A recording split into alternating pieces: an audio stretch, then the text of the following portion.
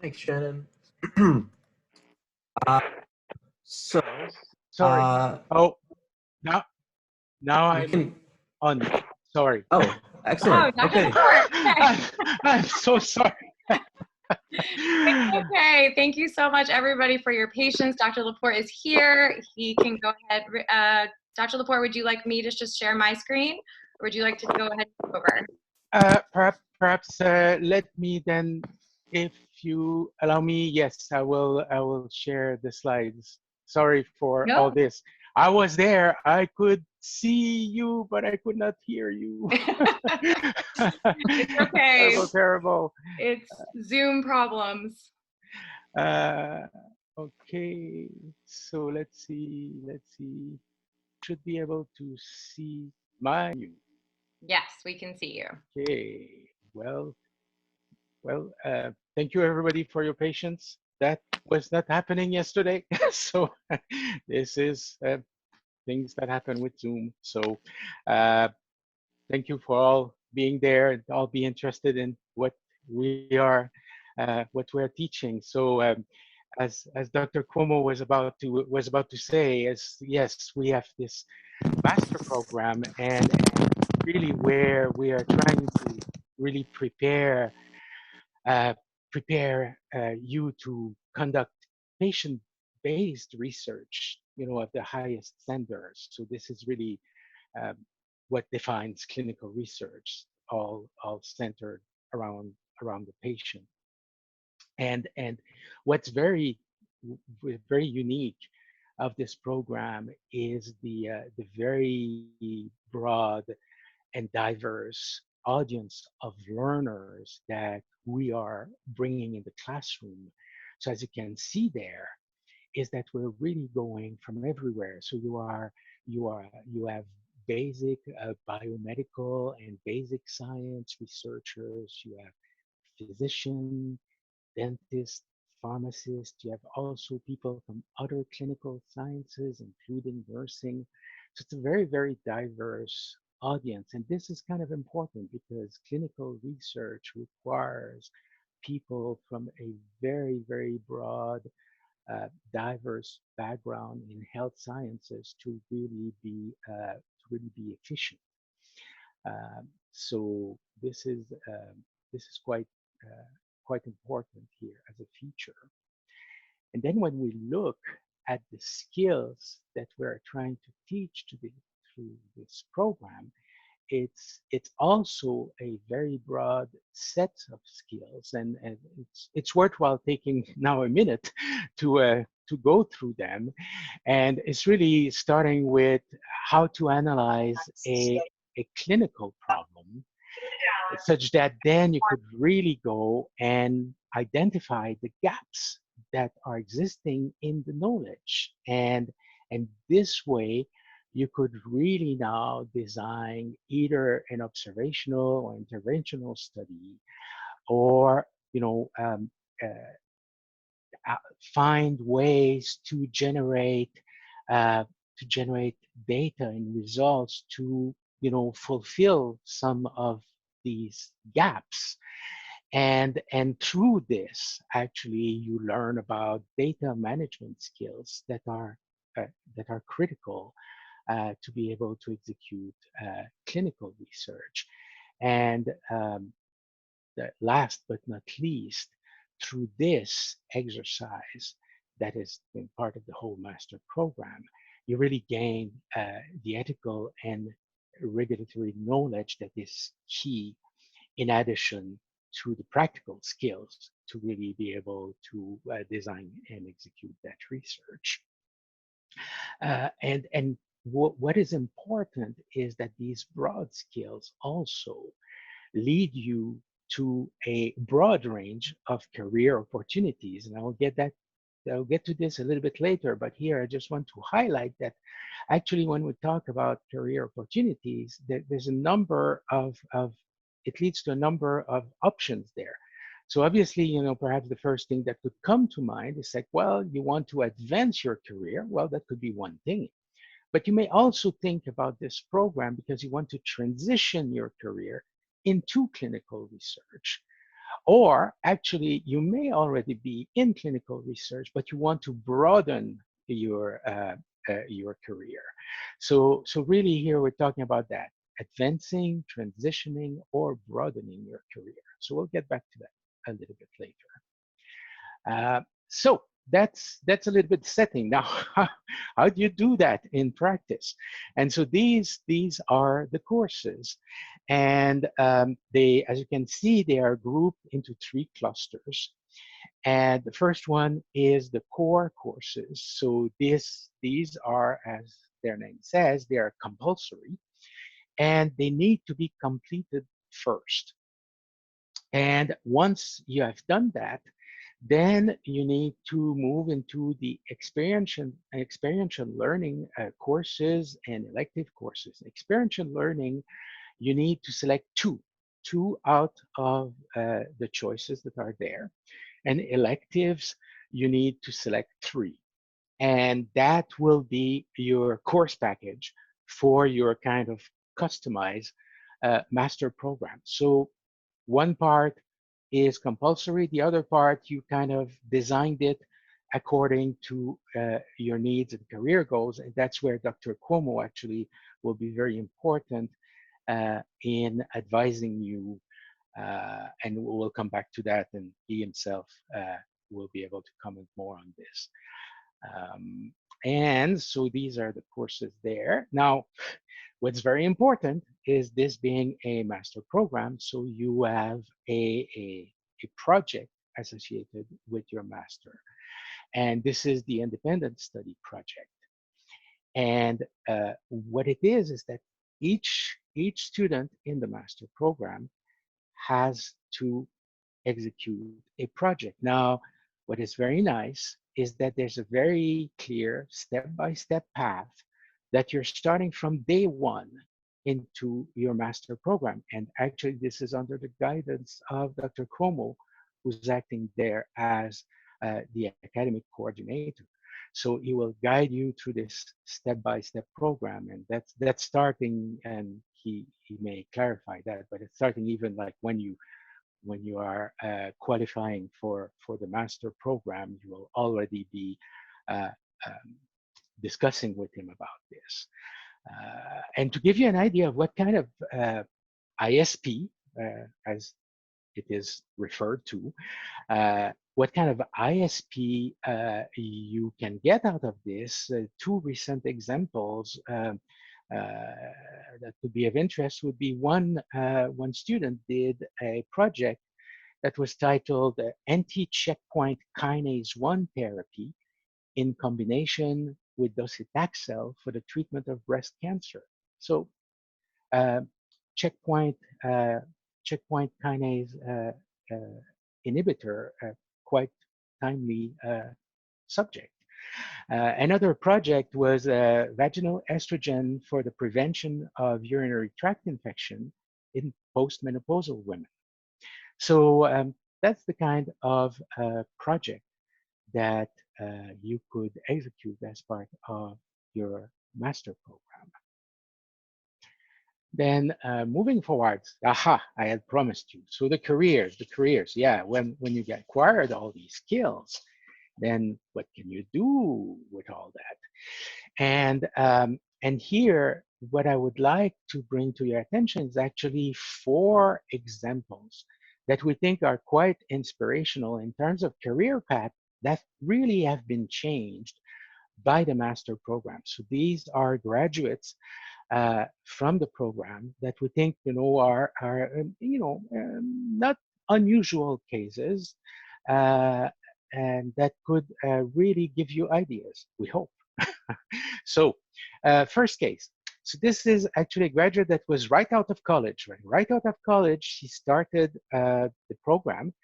And actually, she was at the same time starting her career as a clinical research recruitment supervisor.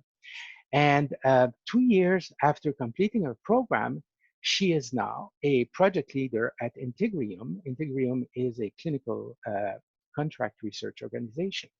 Not too bad, not too bad. So another case, this time that was 4 years out of college, our graduate was at the time, she was a clinical project assistant at a clinical contract research organization. And now, 8 years after completing her program, she's now director of clinical operation at Equilium, a biotechnology company. So that's quite good. So again, here that's a little bit of a longer path after graduation. So obviously she has you know went through a couple of steps and all that. But now she's director of clinical operation. Another case. Now this is 10 years out of college. So you remember, it's like here we had a case where right out of college, the person went into our program. Now this was 10 years out of college. She was at the time clinical research program manager at a pharmaceutical company, and then she got into our program. Now, 10 years after completing the program, she's now clinical director of clinical operation at Intercept Pharmaceutical, another biopharmaceutical company. Maybe a pattern there, who knows? And finally, our fourth example. Now that's 4 years out of college. She came into our program. At the time, she was a clinical research associate at a clinical contract research organization. Now, 9 years after completing her program, she's now vice president of rare and orphan diseases at Synteract, which is a clinical contract research organization. And she's one of the 100 most inspiring people that was recognized recently by Pharma Voice.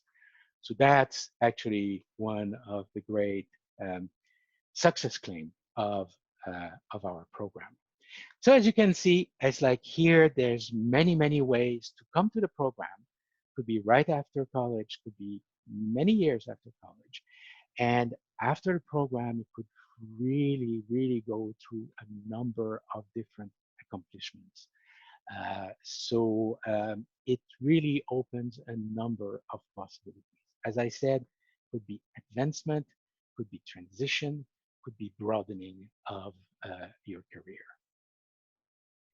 And now, practicalities. So the program, how it works is the program is taught on weekdays afternoon. So typically a course is 1 2-hour class per week. The course is given over 1 quarter. So within 1 quarter, the course is done. The classes are either from 2 to 4, 4 to 6, or 6 to 8 p.m. You have 3 paths or 3 paces of studies. So the 12-month is 4 quarters. That is 4 to 6 courses per quarter. That means 4 to 6 classes per week. 18 months, that's 6 quarters. So that's 3 to 4 courses per quarter, or 3 to 4 classes per week. And the longest path, the 24-month, 8 quarters, that's 2 to 3 courses per quarter, or 2 to 3 classes per week.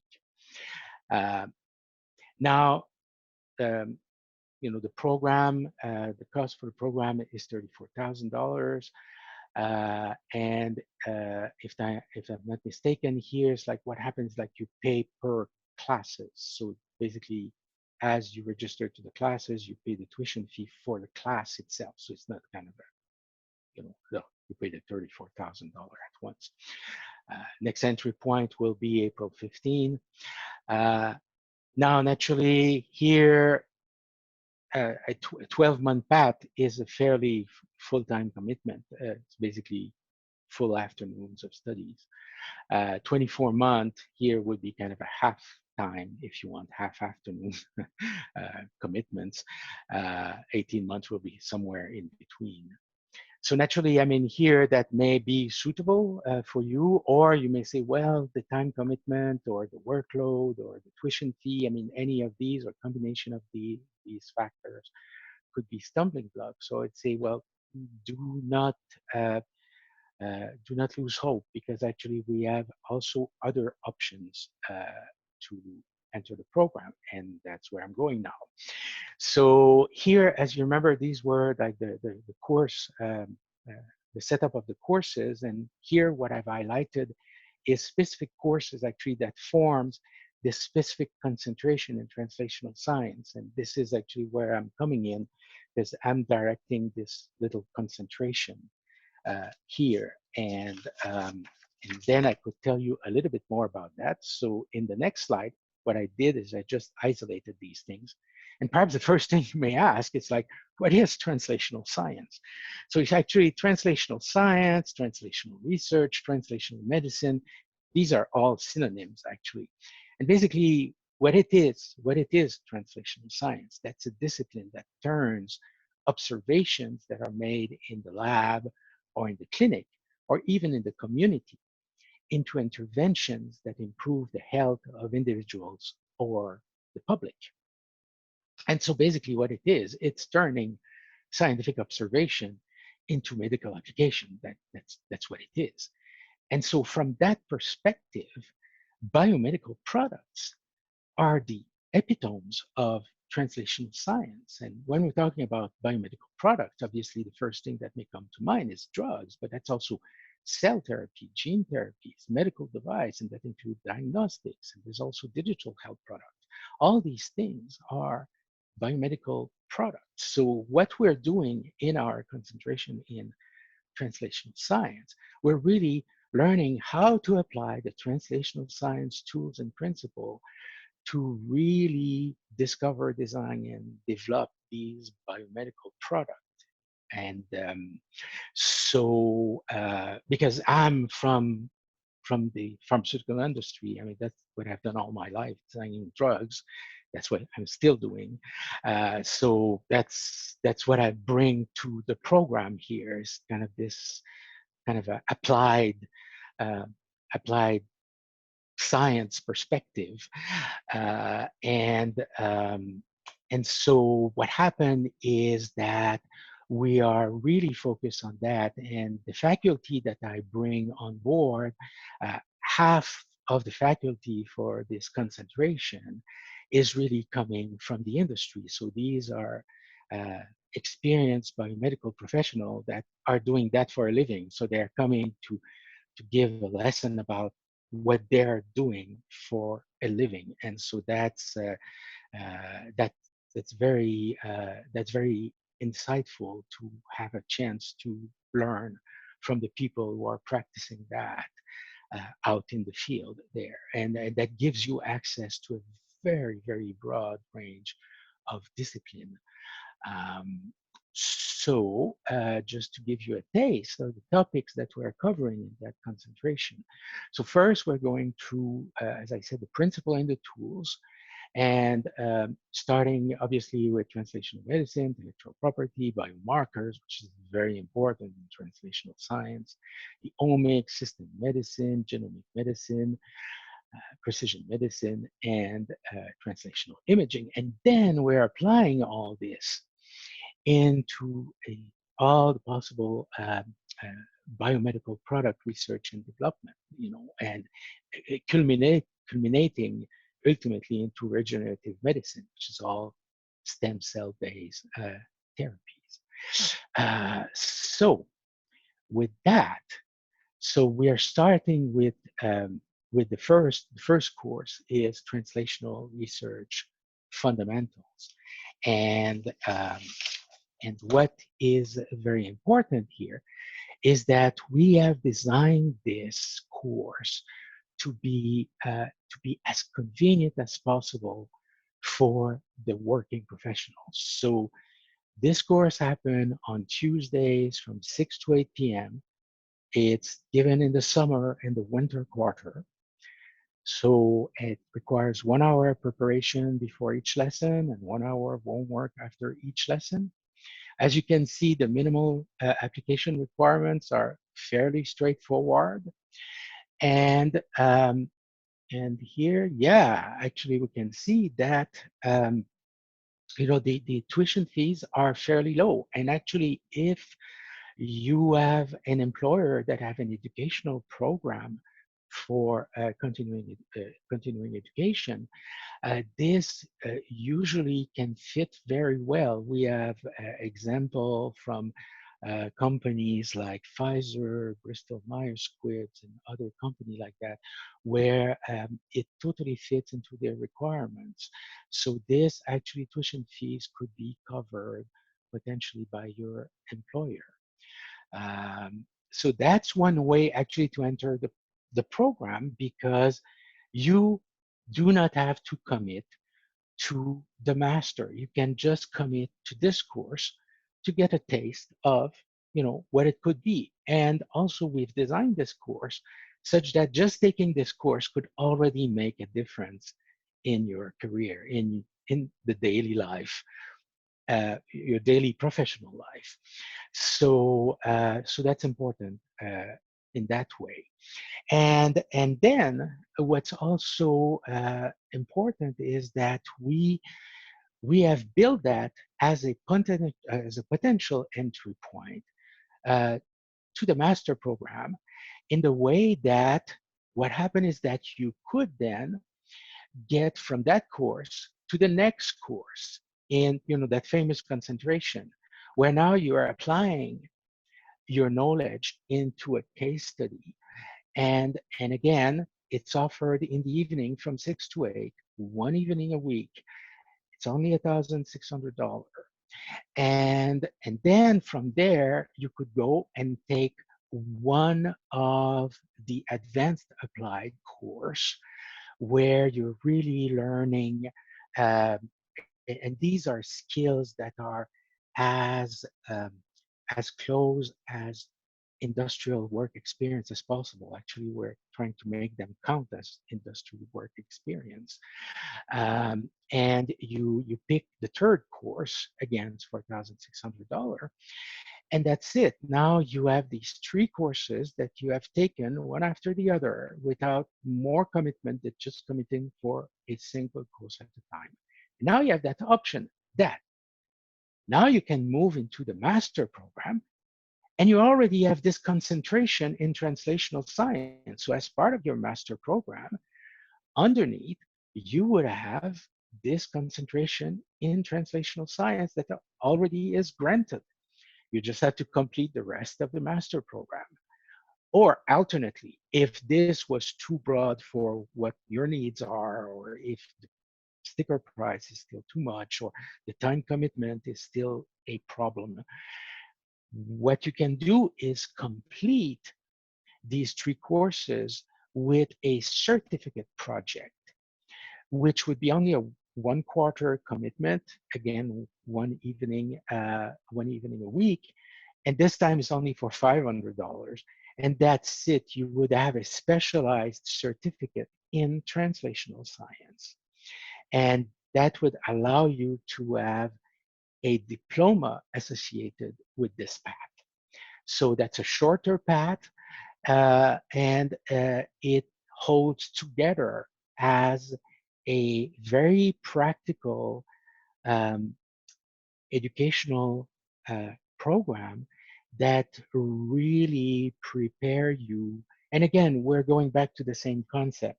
Either can advance your career if you're already in the industry, could allow you to transition your career if you're in the industry, or broaden and allow you to enter into an industry career. If you're, say, in academia, if you're a health professional working in healthcare and you want to move into the industry, for instance. So, number of possibilities there. And that's about it. So now that's time to introduce you to Sneha. And Sneha is actually, I had the great pleasure to have her actually as a student. She has taken Translational Research Fundamental, Applied Translational Research, and now we're about to start together next week, Applied Translational Research too. So she not only has experienced the whole master program, but also this concentration in translational science, translational research that she's about to complete. So now I think that I will leave Sneha to tell us about her experience. Thank you, Dr. Laporte. Can everyone hear me? Yep, we can hear you. Thanks, Shannon. Hi, everyone. Sneha. Like Dr. Laporte said, I'm doing the master's program with the Translational Research concentration. I'm a doctor. I trained in the UK. I worked for the National Health Service there for 2 years right after medical school, and then decided that I wanted to transition to academic medicine or industry, but I had no structured understanding or basic understanding of what it write or publish my own research. So, which made me transition to a master's. Why I chose UCSD was because of how well-rounded the courses were, and the instruction was very practical.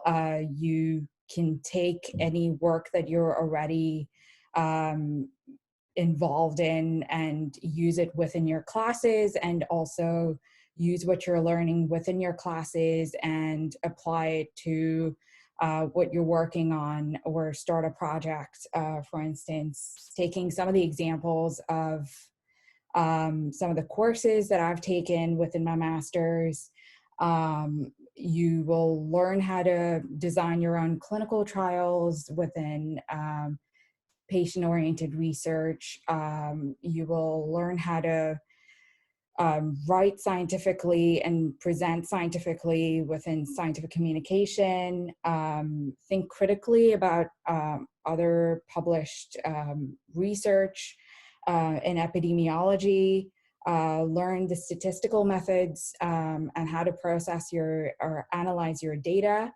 in biostatistics 1 and 2. You also have the opportunity of doing that by learning another language called R, if you want to do that within your electives. Like Dr. Laporte said, translational research teaches you how to, gives you a basic understanding of what it takes to, the practical issues and what exactly it takes to get an idea from the bench to bedside, and which is why I decided to do the transitional concentration along with my master's program. In terms of the instructors, you will get to meet a lot of experts in the field. We just taking an example of Applied Transitional Research 1 that I took last quarter. We were taught by the people who were behind the development of exenatide and treatment of type 2 diabetes. So you got to hear directly from the team behind that, which was really useful, learning about the practical issues that they came across as a company. And I also took transitional regenerative medicine, where we got to hear from the researchers working on gene therapy and stem cell research here in UCSD, working on very novel therapies with spinal cord injury and hematopoietic stem cell therapies, and so on, which was really, really interesting work.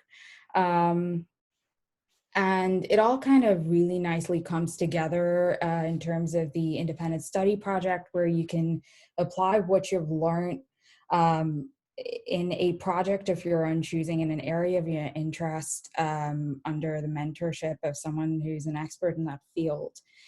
And the program, I'm not sure if you noticed, but the program now also involves a symposium where you get to show off your hard work to your peers and other researchers, and it's excellent practice for what it's like to be in a conference or in a poster presentation type situation. So like I said, it's an excellent course, and I'm only 9 months in. I didn't know anything about clinical research when I came in to the course, but I've learned a lot within this period of 9 months, and I feel very confident going into my last quarter of the course. That's pretty much it from my end. If you have any questions, feel free to ask at the end, Shannon, or text. I'm not sure. Yeah, that's perfect. Thank you so much, Neha. That was lovely. Thank you. So we're going to move it to just the next slide. So I'm just going to tell you a little bit about the admissions requirements for this program. There is no GRE or GMAT, so I think that's pretty exciting because I don't know anybody who enjoys those tests. And we have an April 15th application deadline. So if you are still working on your application, that's okay. You still have about a couple weeks to get that into us, and then feel free to reach out with any questions about that. But in order to apply, you would need a bachelor's degree from an accredited institution, a GPA of 3.0, work or relevant experience, or your undergrad maybe in the same field. You will need a statement of purpose in which you will provide a description of your individual strengths and interests and how the program will benefit you academically and professionally. We're looking for a resume or your CV. If you are an international student, you will need a TOEFL score or an IELTS score. The IELTS score is a minimum of 7.0. and the TOEFL score is a minimum of 85. And you will need 3 letters of recommendation, one from either a former employer or a professor you have had, or someone along those lines. I will say that if you see any of these statistics, a GPA of 3.0 and maybe you had a 2.7 or something, and you're a little nervous about that, we encourage people to apply anyways, because the admissions committee does look at your application holistically.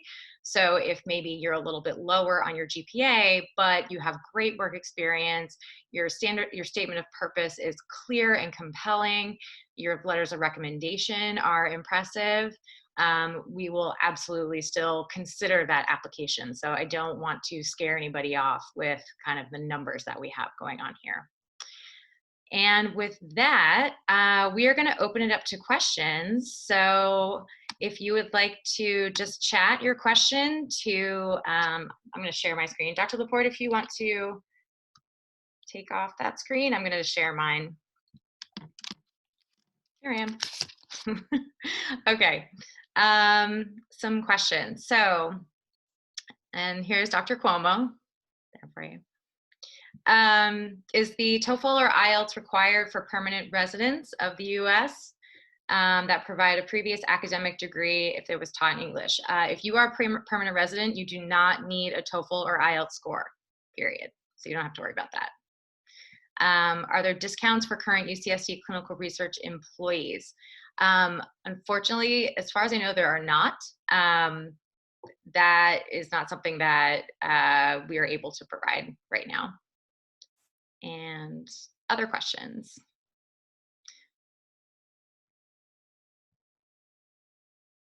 Okay. The application requirement also asks for an essay of 2 research topics. Dr. Cuomo, can you speak to that, please? Yeah. So the reason that we want you guys to elaborate on the research topics is so that we will have an idea as to what kind of mentor to match you with if you don't have if you are not working with somebody at UCSD already. And even if you are, we have some faculty who have volunteered to mentor students. So yeah, that's the reason. We want to know what kind of research you get excited about, so we can try to find someone that's working in a similar field. And we also want to know a little bit about your skills. So if you have a lot of experience working with patients, that's something that we might be able to leverage. If you dearly have no interest in working with patients directly, then we can try to match you with someone who's doing a research project that is not does not involve patient interaction. for instance, if you wanted to do some sort of machine learning study with and data with big databases, and if you wanted to do that, we could try to find you a project in a particular field to do that kind of work. So that's kind of what we want to get at from that prompt. Great, perfect, thank you. Is OPT available for the program? Yes, it is. So this is a STEM program. So you can apply for OPT afterwards. So that will give you a total of 36 months available. You have 1 year of standard OPT, and then you get 2 extra years because it's a STEM program. So yes, that's absolutely available. Is that still a requirement? I'm sorry. Are there any changes to the course schedule? Nope, the course schedule is the same. Everything is online that you can see. I will say, actually, something I wanted to mention, if you are an international student, you will be most likely required to take the degree within 12 months because the F1 visa has a requirement of the number of units that you have to take per quarter. So if you're international and you're on an F1 visa, you will most likely be in the 12-month pace. Are all upcoming classes going virtual due to the current environment? Currently, yes. Going forward, we don't have any kind of information from our higher ups as to what is going to happen either in the summer term or fall quarter.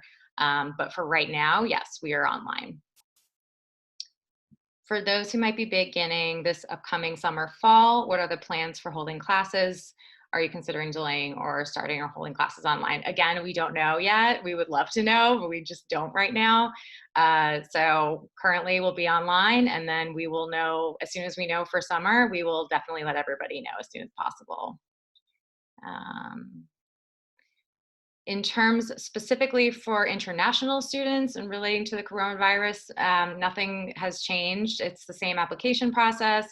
And in terms of people applying and getting here to the coronavirus, that's something that we are thinking about and we are trying to figure out. We still have to kind of wait and see. We have to see if planes start opening up, if people can get to the United States.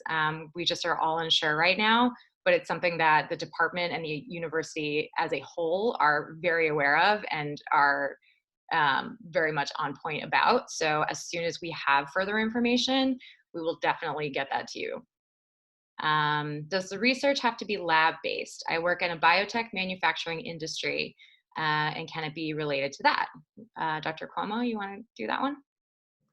So we have a few requirements, minimal requirements for what the thesis can entail. So before I mention those requirements, I will note that whether or not you do the thesis sufficiently well is up to a committee of preclinical researchers, faculty at UCSD. So they determine whether or not to pass you. But as a program-wide minimum standard, you have to have some research that has clinical relevance, right? So you cannot be looking at some sort of molecular pathway in isolation. You have to very, very closely tie that to diseases, diagnoses, potential treatments. So there has to be that aspect. You also have to be able to apply statistical methods. Statistics is a big part of this program. So you have to be able to collect quantitative data.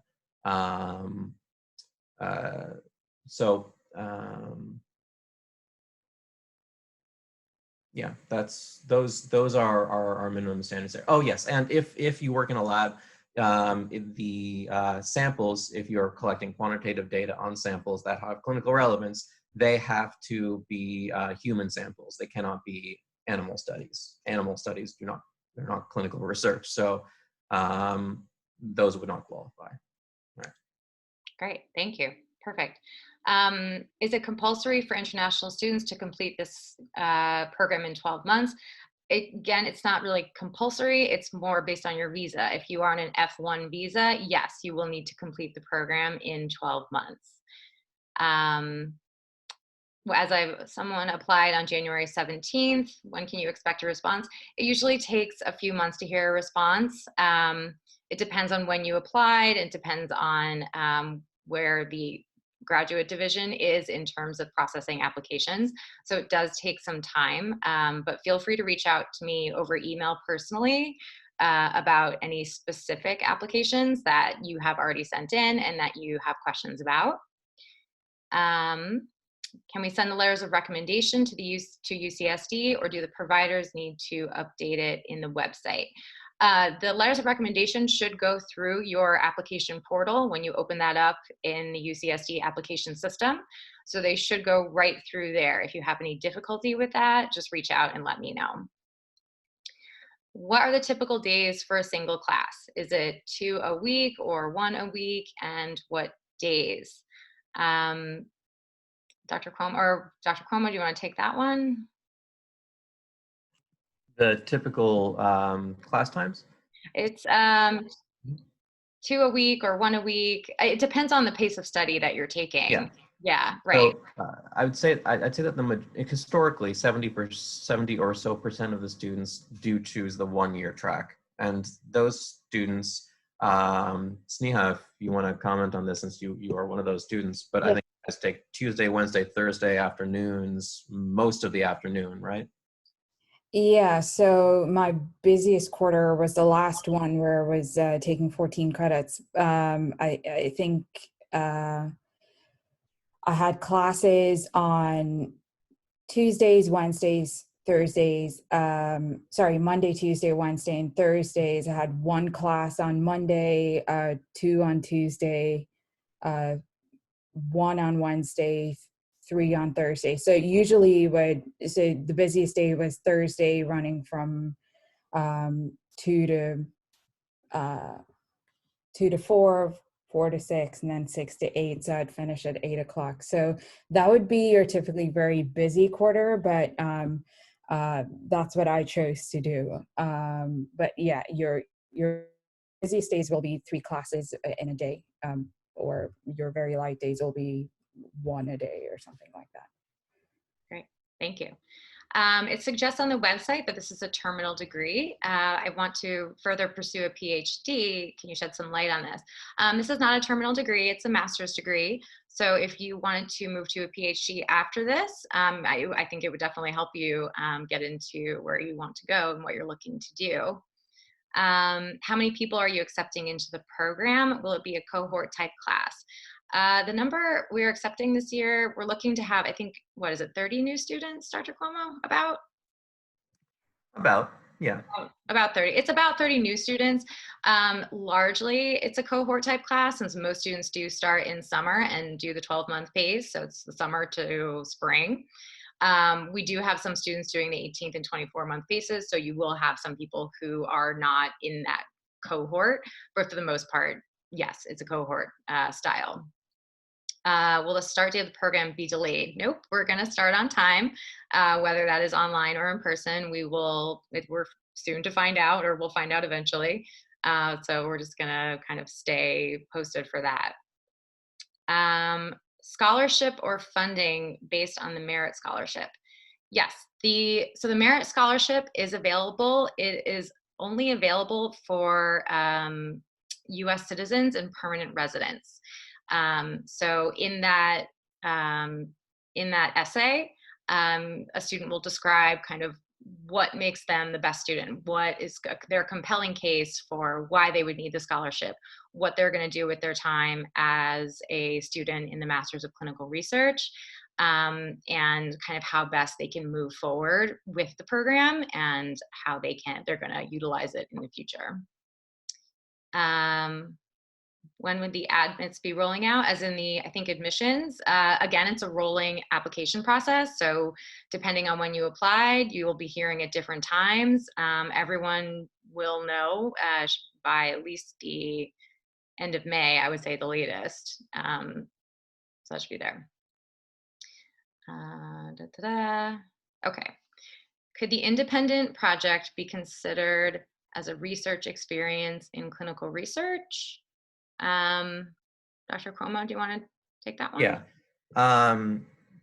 So if you're thinking about what to put on your CV or your resume, you certainly could put this on there, if that's what you mean by research experience. But if you meant reverse that, to say that would some research experience count as an independent project, that's not necessarily the case. So the thesis has to be a research project consistent with certain criteria. So I hope that addresses that. Okay, great. Is this presentation going to be online for future reference? Possibly. I need to check with some people about that, so maybe. But in the meantime, if you have any questions, you can feel free to reach out to me and I can connect you with whoever you need to speak with. Can international students extend the 12-month program in case the thesis is not completed? Yes, you can do that. A lot of our international students will extend it 1 quarter to kind of finish that last ISP project. Is there any specific site for international bachelor's degree evaluations? We don't use any specific site. What we do is when you send in your transcript, we research online and we try to find the best way to convert whatever your whatever your score is in your degree, and change that to a US standard. So there's no specific site that we use, but we do make sure that we research and use a fair transition. And we with all of our international students, we've done this a lot, so not to worry there. I saw on Dr. Laporte's slide that the start is expected for June 5th. Is that correct? Is that for June 5th start? Oh, I can. Yeah. That's actually for the first translational research fundamentals, like that. That's only for the first translational research course if you were to start with that. So it's unrelated to starting the master program. So if you start with the master program, the registration deadline, that's April 5th, correct? 5th. April 15th for the application deadline for master's, April 15th. 15th, yeah. So, but if you were just taking like 1 course, this translational research fundamentals, so that for that course, the deadline for registration is June 5th. Yeah. Great. Okay, perfect. Thank you. Just to chime in on that, the master's program starts at the beginning of July for the summer quarter. Yes, perfect. Okay. There's a question about housing or accommodation for incoming students outside of California. I'm happy to email about that. I'm not sure if we're going to do another online meeting for it. Sneha, I don't know if you want to address that at all, where you were able to find housing, or if that was something like how you went about that, maybe. So for the housing, there's a housing application. It's pretty easy to go through it. I can't say that I didn't get my my housing by the time I applied because it was a bit too late. But I can certainly find out from others who have lived in student housing here and maybe help you out with that. I'm happy to put my email on here if anyone needs to find out a little bit more about that. So it's a pretty easy process. You put your preferences, you rank them, and then they'll find a spot for you. Perfect. Great. Thank you so much. Sure. All right. What does the independent study project look like? Is there a research protocol? Could the ISP be an observation study? So it can be an observational study. It could be a clinical trial if you're working with data that have already been collected, although we discourage experimental and trials because they tend to last a lot longer than the student is in the program. So actually, observational epidemiological studies that are usually retrospective, those are oftentimes what students will pursue for their thesis. But with regard to what it looks like, it's a publishable article. So it will have a lot of you will throughout the program do a systematic review to thoroughly understand the literature for that topic. And then you will write up a method section, a rather robust method section have a bunch of results, which will have tables and figures and statistics and statistical output presented. And then you'll have a lot of interpretation of that with enumerated references. And there'll be appendices as needed. So this is very much consistent with a typical publishable article in a well-respected biomedical peer-reviewed journal. Great, thank you. What would the approximate total cost be of doing the program, including housing, transportation, and other daily expenses in San Diego? That is I have to do a little math there, but the degree is about $32,000. Housing in San Diego, I'm not sure. Sneha, I don't know if you know in graduate housing if it's a different rent, but it can be anywhere from $800 to $1,500, $1,600, depending on where you live. I'm not, I have to say, I'm not entirely sure what the housing costs for UCSD. Mm-hmm. I live outside of UCSD, so I'm not entirely sure, but yeah, we can find out for you. Great, thank you. And yes, can we contact Sneha? Sneha, is that okay if we give out your email address to people who attended here? Yeah, of course, no problem. All right, thank you. If you're unsure of the research topics to discuss in your essay, can it be changed when we start doing our thesis from our last semester? I think so. I didn't quite catch the end of that, but I think you said whether or not you can change it after the application, but before you start the program, you can't. You cannot. Yeah, I think it's like change it in the middle or change it. When can they change it, I guess? So you could change it whenever, but typically a thesis takes a year, maybe a little like 10 months if you are working very quickly. So if you get to your penultimate quarter and you're 3 months away from graduating and you suddenly change your project and it's a completely new project with even a new mentor, you're going to stay in the program for a year, and a lot of that won't be for credit. So you really should be starting on day one. So I will be, if you accepted your offer of admission, I will be contacting you prior to your start date to try to figure out whether or not you need a mentor, because some people come in with collaborators at UCSD, and who that mentor could be. With that mentor, you will talk about a specific study that would be appropriate. But the idea for me would be to match you with a mentor in that same kind of subject area. So if you're interested in therapeutics for leukemia, I would be matching you with an oncologist that has done blood cancers. So a heme faculty, I think we have some of those, or I would be trying to find one. And if not, some other oncologist. And you could discuss with that faculty, the primary mentor for your thesis committee, what specific study you could do. But yeah, you can change it from what you put in the proposal, and I'll be talking to each and every one of you about that. I'll be sending you an email, but that change should be done prior to starting the program, ideally not midway through. Great, thank you.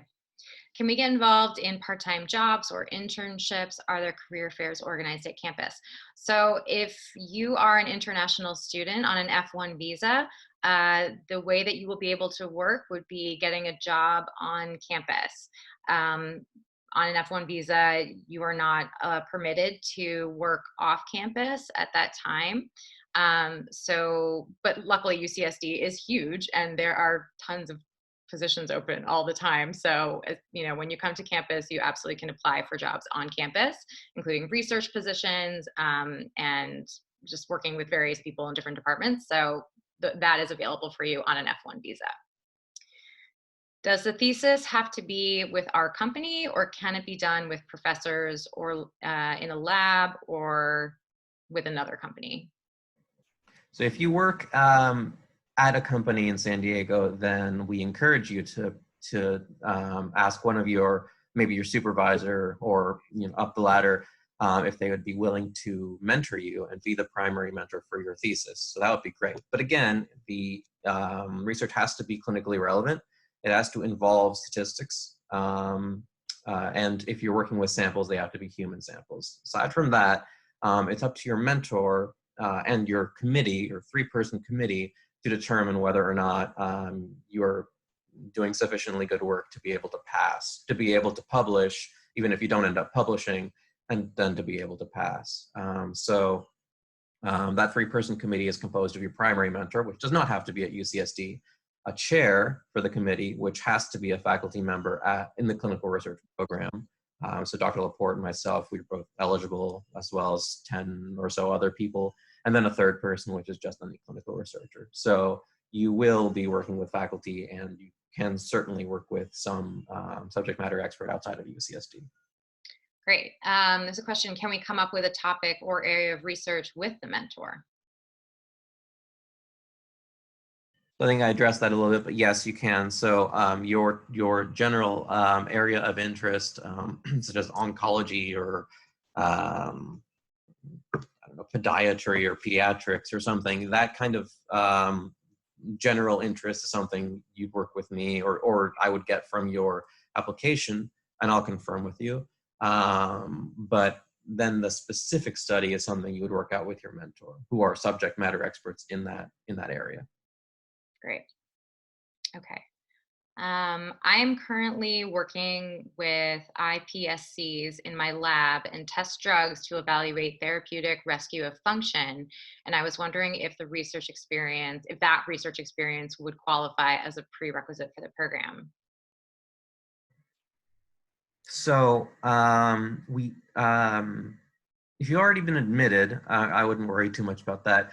If you are going to apply, then we are looking for students that have research experience, right? So 3 of us on the admissions committee, we're looking for research experience. Certainly, we're looking for an understanding of medicine, of medicine, or at least the science that feeds into it, like biology and biochemistry. So some understanding of that. We're looking for some competency in mathematics and quantitative reasoning, and the ability to write is helpful as well, since writing for both the thesis, and we have a scientific communications course that's part of the curriculum. That's an important part of the curriculum. So with regard to getting into the program, we are looking for students that have research experience. No research experience done prior to the program, however, is going to allow you to test out of any research requirement in the program. So I want to make that clear. Okay, great. There's a question, could you shed some light on a neuroscience specialty? If someone has done that specialty before, what are the opportunities in neuroscience? I'm sorry, I was reading something. Could you say it again? It's okay. Someone is asking if there are opportunities in neuroscience within the program. Yes, we have. So our mentors. At UCSD, for those of you that are unfamiliar, a lot of us faculty are here in order to try to discover new things based on research grants, and we're trying to work on those research grants and publish articles. And so a lot of times these faculty will need help on their projects, right? So we have mentors in neuroscience and fields that are working, that intersect with neuroscience. The specific kind of project that mentor would be able to help you with is kind of up to their funding and their capacity to take on mentors. I will be presenting the mentorship matching process is something that I would be taking your interest, and then I would be talking separately to the mentors. I do want to make it clear that you do not get to select mentors, but rather I would try to match up. And that's in part because I don't want you guys to waste your time. So if you end up randomly emailing faculty, you'll be doing that for 6 months before you finally get to someone that has the capability and has the interest in mentoring a student that will be able to help him or her with that particular research that faculty is doing. So even from our list of mentors, I have to interact with them. So that's a lot of information, but I think it gets at your question. Great, thank you. Okay, I saw Sneha, thank you, and Catherine, thank you for putting up information about housing. That's in the chat, everybody, so feel free to take a look at that. Thank you, guys. And last question that we're going to take is, when about should we expect to hear from you, Dr. Cuomo, after accepting admittance about finding our mentor? So I know several people have been admitted, but not everyone has accepted their admission. So I'm kind of waiting for there to be a critical mass of students. I suspect, based on my experience from previous years, that'll be around May. So sometime in May, I'll be reaching out individually to each of the students that have accepted their offers of admission to see if they want to continue to pursue the kind of research they wrote about in their proposals as part of their applications, and then to start working on the process of over email, figuring out who to match you with, and then from then you can set up, after I introduce you to a potential mentor who's willing to take you on, you can continue to email with that mentor and set up a date to meet in person to discuss potential projects. So probably in May. Great, perfect. Okay, I think that's all the questions. Thank you all so much for being here and for all your questions. They were wonderful. I just want to say thank you to Sneha. Thank you so much for being here, Sneha. That was great to have a student perspective.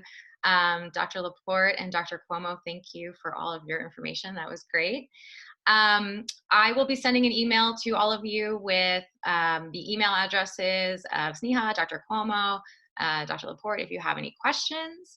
And you're always free to email me as well. You should all have my emails too. So thank you so much. Everybody stay safe, stay inside, and we will see you soon. Thank you. See you later, Sean. See you later, Sia.